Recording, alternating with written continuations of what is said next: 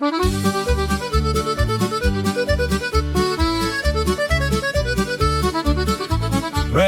Kelly was caught for stealing bank in Ireland, his native land. Pigs and maybe cattle too, then shipped to Van Diemen's Land. He carried all his mindset with him, passed it to his growing brood. Ned was only 11 when Red died, but he'd already learned the attitude. The Irish selectors were tight-knit, most struggling to earn a penny. It had to be someone else's fault. The police blamed as quick as any. Ned's first epistle was a plea for help, addressed to Sergeant Babington. Of course it came to nothing. The law ignored his shenanigans. 2 assaults by the age of 15, then caught on a stolen horse. 3 long years he served for that. By 18 his path had its course. His riding with old Harry Power added early to his fame. Harry was a known bush ranger, so Ned was tarred the same. Ned and his cohort of bushrangers had more than a little backing from selectors, Irish or not. It was authority he was attacking. The Fitzpatrick incident followed, then Stringy Bark Creek's grim killings. There was no coming back from that, the gang defined by its own dealings. They held up the town of Euroa, stripped the bank of its currency. Joe Byrne penned the Cameron letter, but Ned supplied it orally.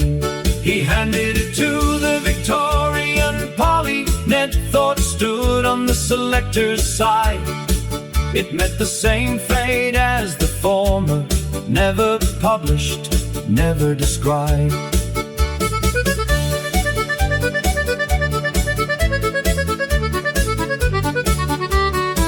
He'd worked with Dan in the shearing sheds, dressed always in black clothing. Naturally they called him Bishop, my granddad Alfred William Swalling. When the gang seized Geraldary, Bishop happened to be around. But Ned said, "You can go, Bishop," for Dan reckoned he was sound. He didn't run to another town to tell the law what he'd seen. There was a toll for daubing in Kelly's, and the supporters kept their noses clean. Ned dictated another letter to Joe. His writing was the best they had. He poured out all his grievances, but perceived injustices that drove him mad. It was meant for mass distribution, 56 pages of declaration, 7,000 words and more of Ned's attempted justification. The Melbourne Age ran a synopsis in print in 1879. The full text wasn't public till 1930, but spread well down the Kelly line. Bishop was forgotten by history. His name appears on no list, but it lived on in family lore as the years slipped by into mist. Then to Glenrowan the gang rode in, this time with murder on the brain. They wrecked the rails at the bend to kill police on the special train. But the plan fell apart completely.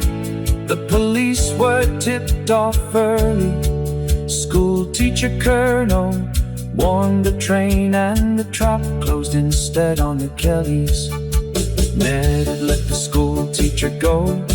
He'd shown humanity before, but then Bishop had left without a word. never saying what he saw.